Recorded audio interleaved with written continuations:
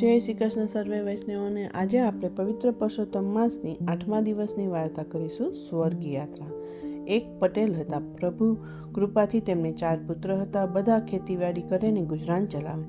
એક વેળા પવિત્ર પુરુષોત્તમ મહિનો આવ્યો। પટેલ ઘરમાં પુરુષોત્તમ પ્રભુની સ્થાપના કરી નદીએ નાહી આવીને પ્રભુની પૂજા પ્રાર્થના કરે। કહે છે કે ભોળાના ભગવાન એ મુજબ પટેલની અપૂર્વ ભક્તિથી પુરુષોત્તમ ભગવાન પ્રસન્ન થયા। એ તો રૂપ બદલીને પટેલના ઘરે આવ્યા। બહારના ચોકમાં ઘઉંનો ઢગલો પડ્યો હતો। ત્યાં આવીને ભગવાને જમણો હાથ ફેરવ્યો એટલે ઘઉં હતા તે મોતી બની ગયા। પટેલે આ જોયું અને તેના મનમાં થયું કે જરૂર પ્રભુ પધાર્યા છે।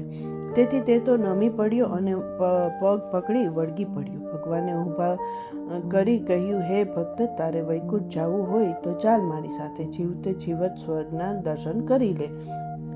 પટેલ તો ખુશ થતો ભગવાનની સાથે વિમાનમાં બેસી ગયો। જોત જોતામાં વૈકુંઠપુરી આવી ગઈ। પટેલે કહ્યું, ભગવાન, મને બધું બતાવો તો મારો મનખો પાવન થાય, જીવતે જીવત સ્વર્ગની જોવાની ઈચ્છા પૂરી થાય। ભગવાને પ્રથમ તેને ગૌલોક દેખાડ્યું, પછી બ્રહ્મપુરીમાં લઈ ગયા। સ્વર્ગપુરી જોઈને પટેલ તો આભા જ બની ગયા। અંતમાં ભગવાને કૈલાસ પણ દેખાડ્યું। આ બધું જોતા પટેલને 15 દિવસ લાગ્યા। આ બાજુ પટેલના છોકરા બાપની શોધ કરવા લાગ્યા, પણ બાપા ક્યાંય મળે નહીં। બાપા તો જીવતે જીવત સ્વર્ગની યાત્રાએ ગયા હતા। છોકરાઓએ પાડોશમાં રહેતા બ્રાહ્મણોને પૂછ્યું કે બાપા ક્યાં જતા રહ્યા છે, તો તેમને માટે શું સમજવું? બ્રાહ્મણોએ કહ્યું, જીવતા હશે તો 15 દિવસમાં પાછા આવી જશે, ન આવે તો મરી ગયા સમજી ઉતાપન કરી નાખવું। છોકરાઓએ બ્રાહ્મણોના કહેવા મુજબ 15 દિવસ રાહ જોઈ અને 16મા દિવસે ઉદ્યાપનની તૈયારી કરવા લાગ્યા। ત્યાં તો ભગવાનનું વિમાન બાપને ઘેર મૂકી ગયું। એકાએક બાપાને જોઈ છોકરાઓ તેમને ભૂત પ્રેત સમજી ડરી ગયા। તેઓ બ્રાહ્મણોને બોલાવી લાવ્યા અને કહ્યું, આ મારા બાપા છે કે તેમનું ભૂત છે? ત્યાં તો પટેલ બોલી ઉઠ્યા, હું વળી ક્યાં મરી ગયો છું કે તમે મને ભૂત સમજી બેઠા? હું તો 15 દિવસ જીવતે જીવત સ્વર્ગપુરીની યાત્રા કરી આવ્યો છું। ભગવાન જાતે પધારી ત્યાં લઈ ગયા હતા। બ્રાહ્મણોને ગળે આવી વાત કેમ ઉતરે? જીવતે જીવત સ્વર્ગ જોવું એ કંઈ રસ્તામાં પડ્યું છે? પરંતુ પટેલ ભોળા હતા, તેમજ ધાર્મિક વિચારના હતા, તેથી વાત સાચી પણ હોય એમ માની બ્રાહ્મણો બોલ્યા, પટેલ, તમે અમને બધાને સ્વર્ગ દેખાડો તો તમારી વાત સાચી, નહીતર તમે મરી ગયા છો એમ જાણી તમારું ઉદ્યાપન કરીશું। પટેલે પુરુષોત્તમ ભગવાનને પ્રાર્થના કરવા માંડી, હે ભગવાન, મારી લાજ તમારે હાથ છે। અહીં બધા મારું પારખું કરવા બેઠા છે, માટે તમે ગરુડે ચડી મારી વ્યારે આવો પ્રભુજી। પ્રભુજીએ પટેલનો પોકાર સાંભળ્યો અને ગરુડે ચડીને પટેલના ઘરે આવ્યા।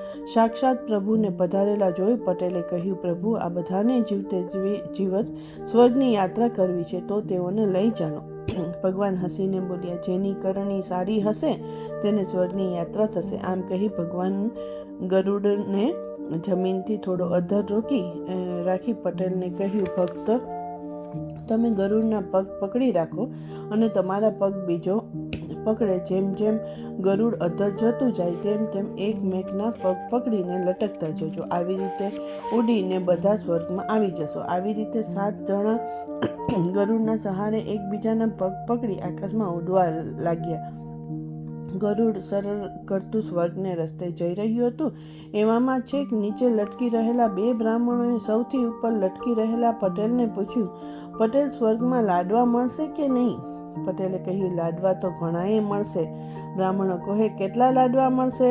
જરા બતાવો તો ખરા। પટેલે હરખમાં ગરુડના પગ પકડેલા તે બંને હાથ છોડી લાંબા કરીને બતાવ્યા કે આટલા બધા મળશે।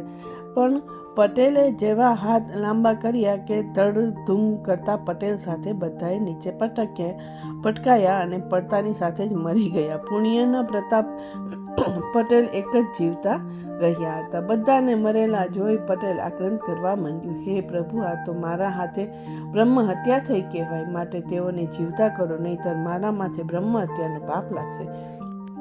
પ્રભુએ ફરીવાર પટેલની વિનંતી સ્વીકારી. તેમણે બધાને સજીવન કરી તેમના ઠેકાણે પહોંચાડી દીધા. પટેલની અપૂર્વ ભક્તિના પ્રતાપે તેને વૈકુંઠ જોવા મળ્યું અને તેના દીકરાઓ અને બ્રાહ્મણોને પ્રભુના સાક્ષાત્કારનો લાભ મળ્યો. પુરુષોત્તમ વ્રત પ્રીતે કરે તો હરદમ રહે ઉલ્લાસ, પાપ સકળ બળી જાય ને વૈકુંઠ થાય વાસ. પુરુષોત્તમ પ્રભુનો મહિમા અપાર છે. તેમનું વ્રત અને ભક્તિ કરે તેનો વૈકુંઠમાં વાસ થાય છે. ચાલો આ વાર્તા અહીં પૂરી કરું છું. ફરી મળીશું નેક્સ્ટ વાર્તામાં. જય શ્રી કૃષ્ણ સર્વે વૈષ્ણવોને.